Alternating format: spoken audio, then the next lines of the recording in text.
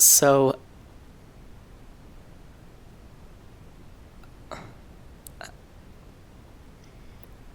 yeah, okay.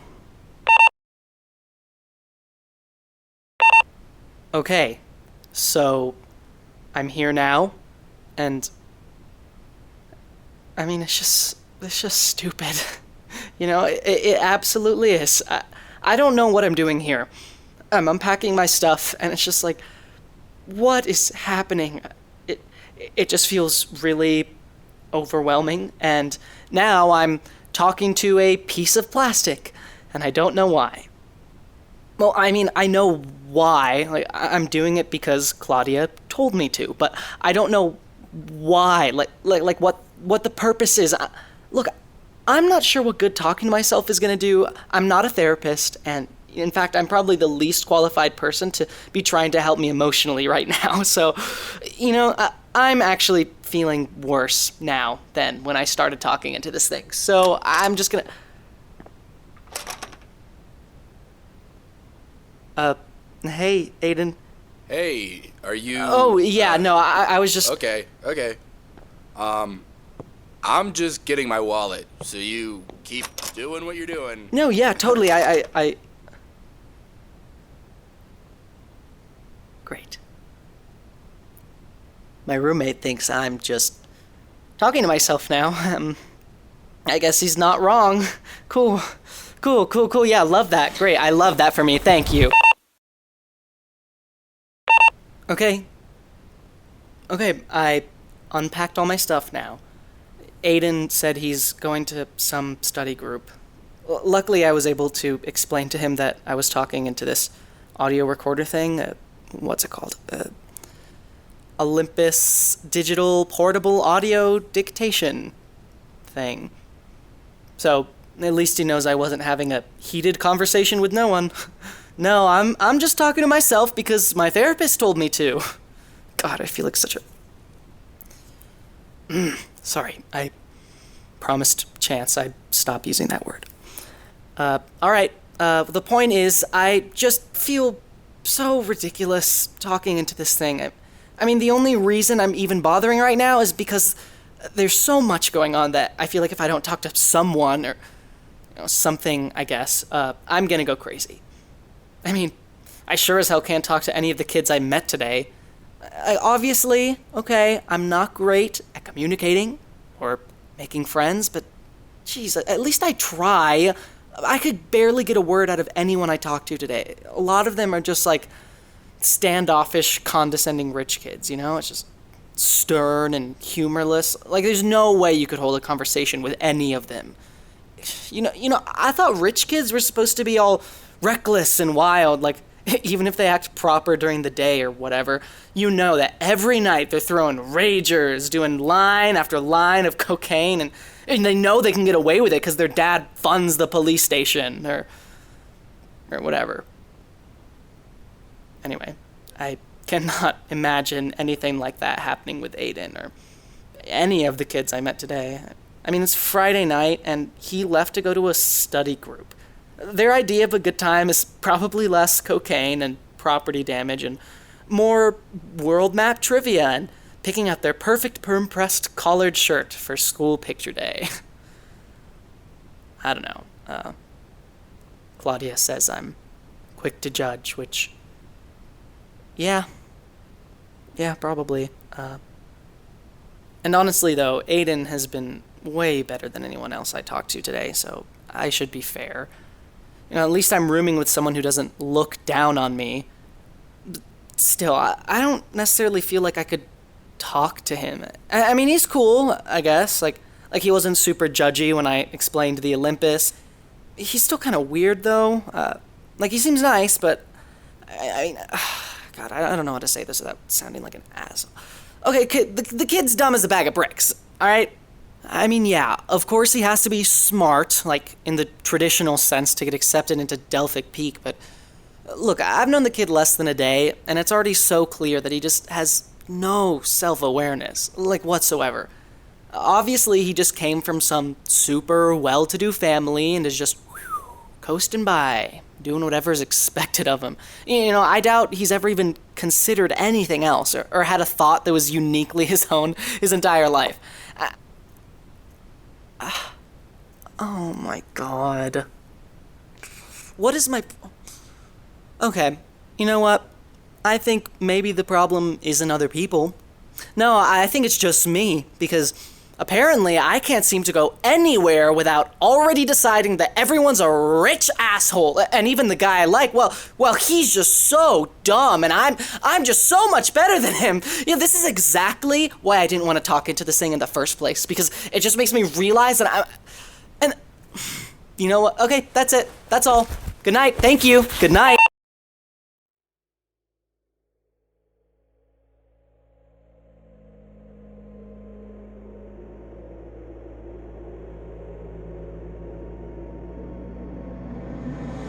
The starlight is blinding, and yet I cannot look away. As I gaze upon it, I am certain that I know everything. No, not everything, more than any human mind has ever comprehended. And to that degree, comparatively, do I not know everything. But that is the very problem with humans, so self-centered. Humans are so intelligent and so wise and know so much that if anyone else were to know more than they do, then they must be a god.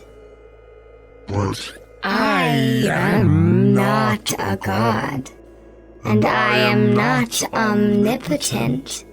In the same way, a person is not omnipotent for understanding a thunderstorm while a dog cowers in the corner.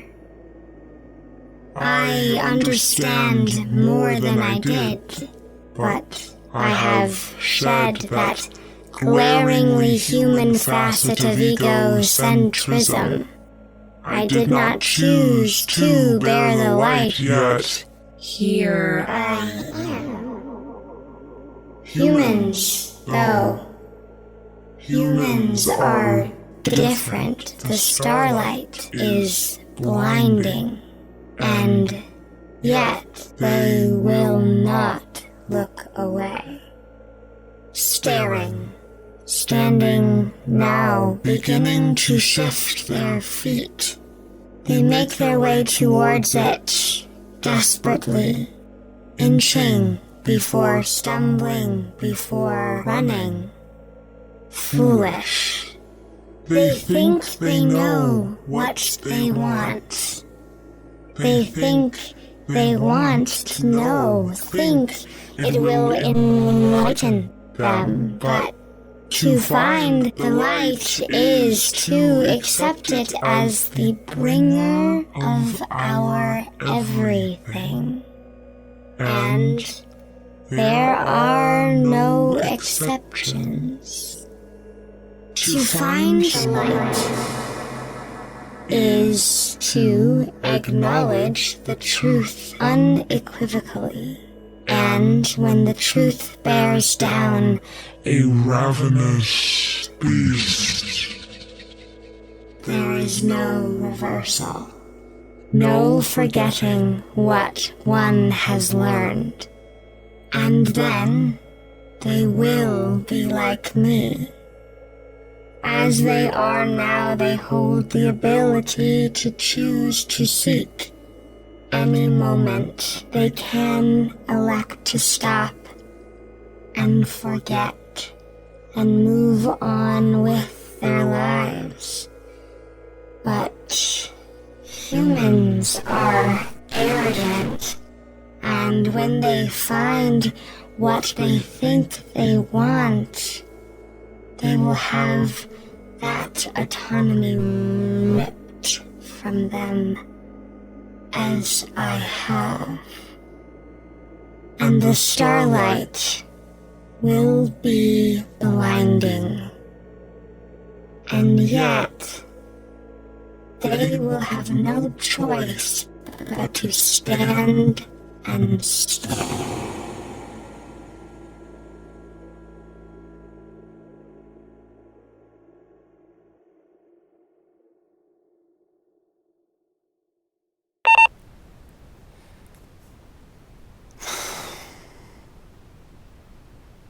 I can't sleep. I can't. Look, I'm sorry. There. I'm sorry. I know it might be a little ridiculous to apologize to a piece of plastic, but there it is. I mean, no, I'm not just sorry to you.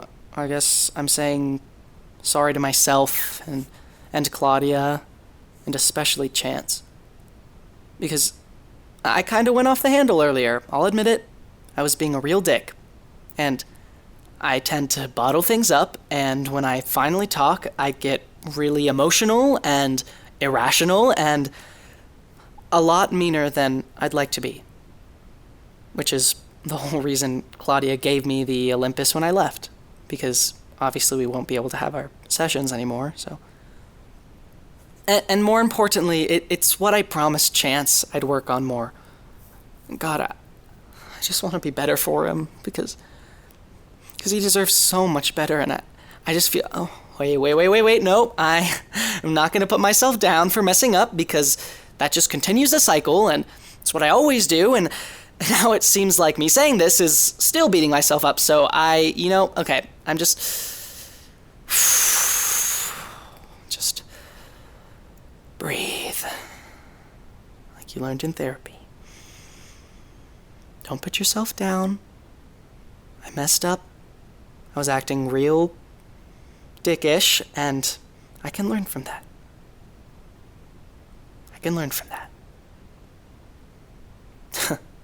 If Chance were here, he'd hug me and call me a dummy for overthinking everything, like I always do. And I'd probably say, well, you're one to talk, and he'd smile because he'd know he got through to me. Okay.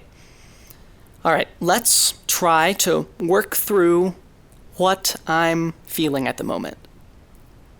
There's just so much on my mind, and I'm not even super sure of where to begin, but I guess the most pervasive thought that is just on top of all the other pervasive thoughts is what the hell am I doing here? The plan was always bust my ass in school, graduate early, and take a gap semester to earn money for college. And I kept my end of the bargain, and suddenly now I'm at the super pretentious institute of whatever that's an all-in for Ivy League schools and doesn't even allow cell phones, and I've never heard of it, and look, I literally do not know what I'm doing here. Like, no matter how well I did in high school, there's no logical reason I can think of why this place would send us so much scholarship money just to have me here for one semester.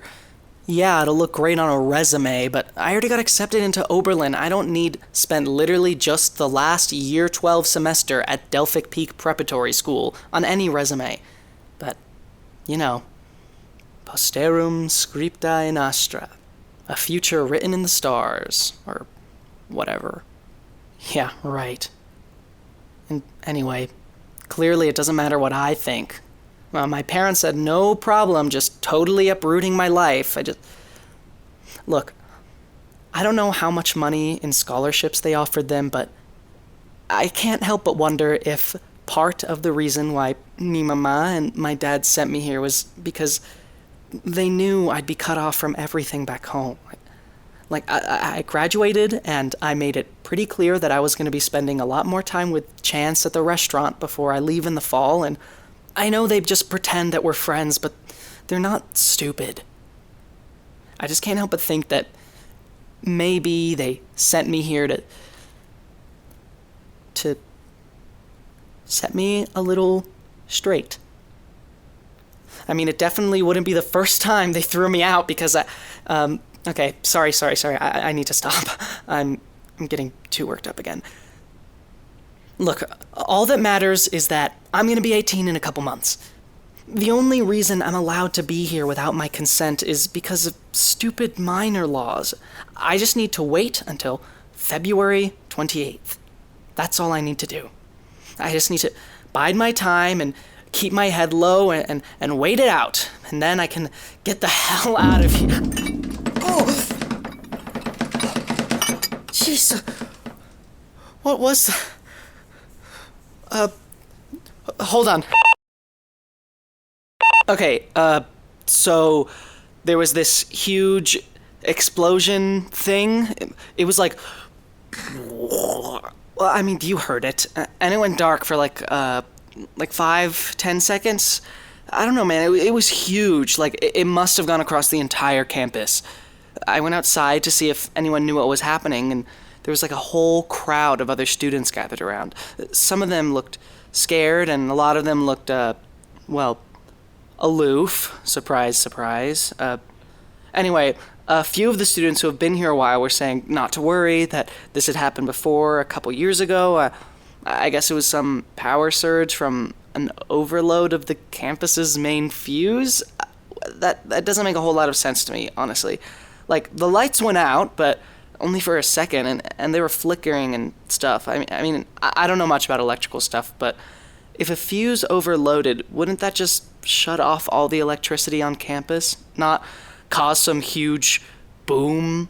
And the power was only out for a few seconds, so I don't know. It doesn't make a lot of sense to me, but I mean, what the hell else could it have been? There was no smoke or anything. It didn't look like anything was damaged as far as I could see, so I guess it wasn't an explosion. So that's good, I guess. Anyway, I didn't see any faculty members outside. Well, I mean, do they, live on campus? I don't know. I guess if they did, it wouldn't be near the student housing anyway. But either way, no one was there to explain anything. Just the students either looking scared or putting on their "I'm too good to worry my mind about this" sort of faces. So, yeah, I just came back into my dorm after a little while, and yeah, that sort of leads me to my next concern. Aidan isn't back yet. He left for a study group hours ago, and I mean, I had to just meet the guy, but he sort of strikes me as the in bed by 10:30 kind of type, and it is now 1:13 in the morning. I was honestly already kind of worried before, but now after this explosion, or, not explosion, whatever it was, I don't know. It's just all very odd, and I don't want to believe that anything bad happened, but I just don't know, and sorry. I am just overreacting and overthinking and over-whatevering this whole thing. Aidan probably just stayed over at the dorm of whoever he was studying with because it was getting late. Or when that boom happened, maybe he thought staying in one place would be safer. Or whatever. Tomorrow morning, he'll come back. We'll talk about how crazy that electrical shortage was last night and move on. And I'll laugh at myself for how worried I was. Yeah, okay. I'm just gonna try to go to sleep and forget about it for now. Thank you for letting me talk through this anxiety or whatever. I mean, I don't really feel that much better. I actually sort of feel worse putting everything out into words now, but you know what? That's neither here nor there. Okay. I'm gonna go to sleep now. Thanks for listening. I mean, you're not actually... okay. Good night.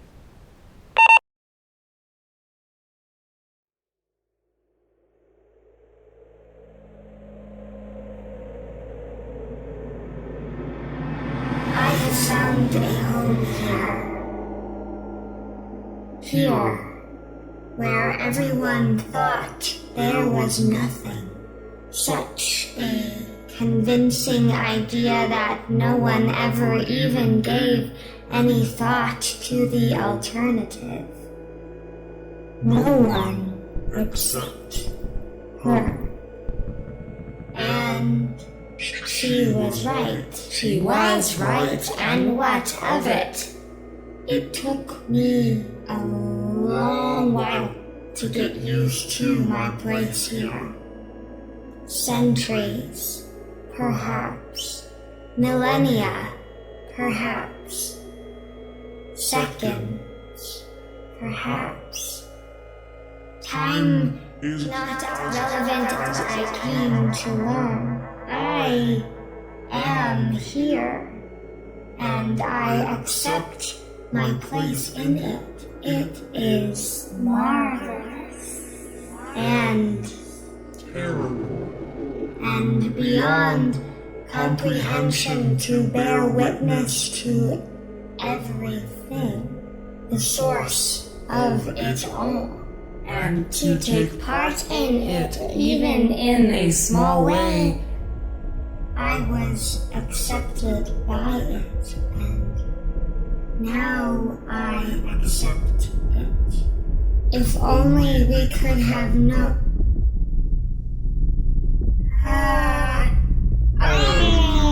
What is happening? What is happening? I'm feeling disoriented, dizzy. Is that what wait!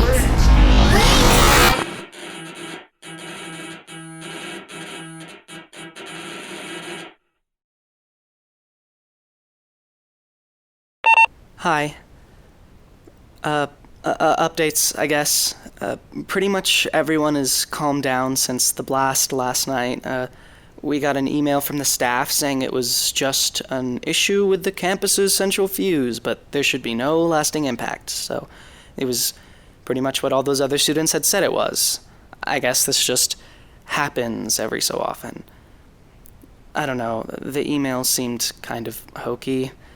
That fuse box explanation still doesn't make any sense to me, but I mean, it's not like I can Google it to see if that's how it works, because the intranet on all the computers here is so strict. God, it's ridiculous how blocked off they keep us up here. I haven't had access to the actual internet for like 2 days, and I'm already going crazy. And yeah, there's also the... Aidan still isn't back. I've been trying not to freak out about it all day. I have just kept telling myself that he'll be back soon. He's probably just with his study group. Just give it another hour. But I keep giving it another hour, and another, and another, and another, and now it's dark, and I still have no clue where he is. So I'm really, really just trying not to freak out. It's just so strange. It can't just be a coincidence. It can't be, because Aidan was here, and then he wasn't, and then there was this crazy, huge blast thing, and now he's still not here, and I know he didn't stay over where he was studying because I talked to the person whose room he went to. I remembered him saying to me before he left, I'm going to Hattie's for my study group, and, well, I remembered that because it always bugs me when people casually say something like that. Like, about some random person, like they expect me to know who that is. Like, am I supposed to know who Hattie is? I just got here. How the hell would I know who that is? But people always do that, and it's like, look, I don't know who you're talking about, but I feel like I can't ever ask, because the way you said it makes me feel like I should know who that is, and if I do ask, it's gonna make me look like a jerk, because maybe you brought them up like one time, but look, I don't remember every little tidbit you say to me, and oh my god, sorry, I'm getting way off track. Okay, right, so like 6 hours ago, I looked into the school directory to see if any room had a Hattie in it so I could go ask if she'd seen him. Well, there were no Hatties, so for a minute I was like, oh my god, he lied and now he is kidnapped or something, but then I realized Hattie is probably short for something, so I looked up Harriet, and there was one. Going up to her door and asking if she was Hattie, even though she might have just been some other person, sounded like my personal nightmare, but Luckily, it was her, so thank God. I asked her if Aidan had stayed overnight, and he hadn't, which made me feel lightheaded, and I started running through all the worst-case scenarios, but then she said he was actually there last night, but he left with a few of the others around 11. So, he was with the study group, and then he left with some friends, but he never came back. And I don't know what happened to him. I should have asked who he was with so I could try to find them and talk to them too, but honestly, I was feeling sick, and I just said thanks and left. I straight up felt like I was gonna pass out, okay? I had to throw water in my face like I was in some dramatic movie just to calm myself down. I kept telling myself that he was still with those friends and he'll come back soon, but I still haven't heard anything, and God, I don't know. I don't know what to do. I have been trying to stay calm about this, but this is some freaky shit. I don't know. I don't know what happened to my roommate or what that explosion was. Well, it wasn't even an explosion, so I just don't know. And if he... Sorry.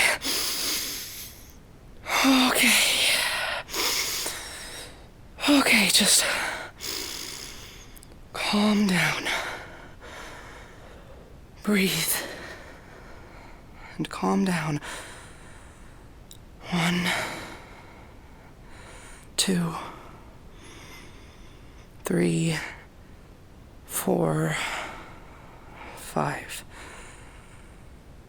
Remember what you learned in therapy, and just think of Chance holding you, rubbing your back, just being there to help you calm down. Okay. I'm fine. Things are gonna be fine. What can I do right now? What in this situation do I have control over right now? Okay, yeah. Okay, I'm just gonna go back to Hattie and ask her who Aidan was with when he left last night, and I can figure out where to go from there. This is doable. I can do this. Let's just go out, and then we can figure out... Hey, I'm back. Oh, hi. What's up? Is everything cool? Yeah, for sure. I just... Are you... It's me, Aidan, your roommate. Yeah. Oh, yeah. Right. Sorry. Of course. Aidan. Oh my God. Aidan, where have you been? I've been worried. Oh, yeah. Sorry. Hey, are you sure you're okay? Yeah. Sorry. Let me just...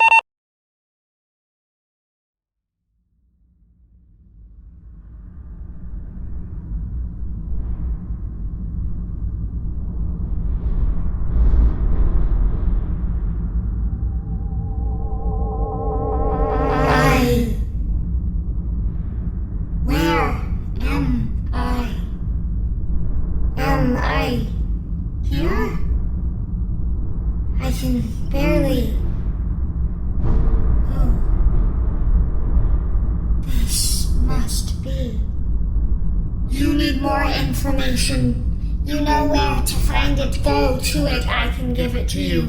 More information. You know where to go. Go and find it. You know where to go. Go and find it. You know where to go. Go and find it. You know where to go. Go and find it. We can make sense of this. Maybe.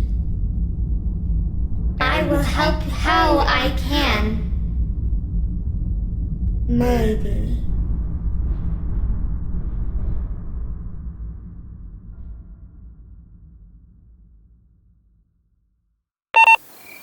All right. So, I guess things are fine. I talked to Aidan, but I just needed to decompress because the past 24 hours have been too much. Apparently, Aidan left with his friends last night and ended up staying at their place because it was getting late. And they've just been studying and hanging out most of today, just enjoying the day off. So I was freaking out over nothing, I guess. Just overthinking the whole thing. Real shocker there. Everything's normal. Everything's fine. Everything's fine.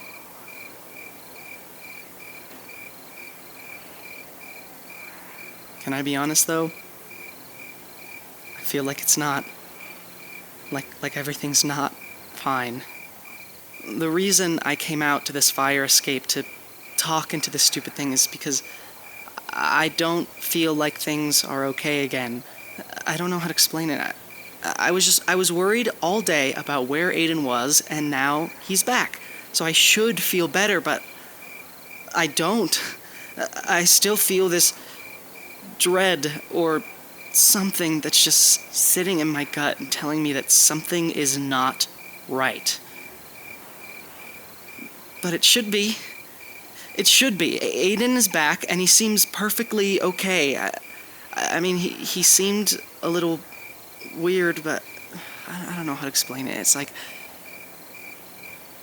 almost like he... Holy shit. Oh my god. Holy oh my god!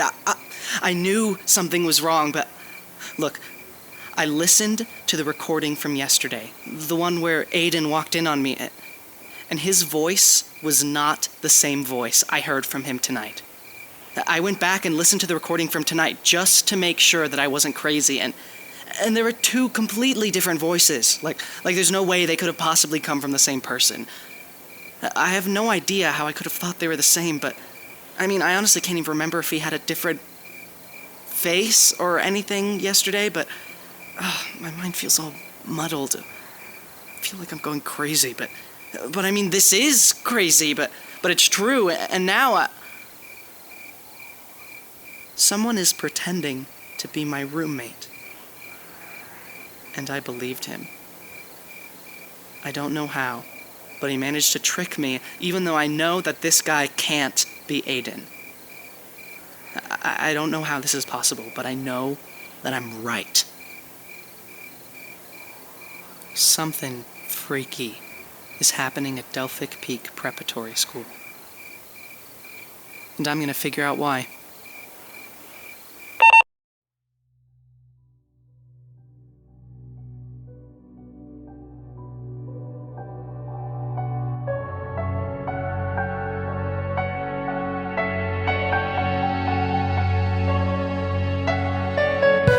In Astra is written, directed, and produced by B. Delapiane, with story editing by Elliot Sutton and Sienna Delapiane, art by Deja Brown, and music by Cole Ramirez. Episode 1, A Future Written, featured the voices of B. Delapiane as Joaquin, Jesse Carl as The Voice, Sam Aguma as Aidan, and Aidan Blank as Aidan. For more information, visit inastrapodcast.podbean.com. Want to find out just what the hell happened with Aidan? Subscribe or follow on whatever platform you're listening so you can hear new episodes of In Astra every Saturday, and please consider leaving a review. Reviews really, really help new podcasts, and it only takes a minute. We'd really appreciate it. You can find us on Twitter, Instagram, Facebook, and Tumblr, all at In Astra Podcast, and talk about the show online using the hashtag InAstraPod. If you've listened this far, tweet or comment at us saying, I think Aidan is just really good at character voices and nothing weird is even going on. It'll be our little inside joke. Now, I'd like to give some huge thank yous to Elliot Sutton, Sienna Delapiane, Aria Delapiane, Rhonda Mullins, Deja Brown, Cole Ramirez, Max Gamber, Gabrielle Moore, Jace Plantenberg, Tommy Milo, Chloe Ressler, Daniel Godino, my amazing cast, and everyone on the wonderful In Astra team. Without every one of you, even if you just gave me one tiny piece of advice like a year ago, this podcast would not be what it is now. So thank you so much. And thank you, listener, for giving some of your time to help us figure out what's going on at Delphic Preparatory School. See you next week. and stay warm. It's cold in space.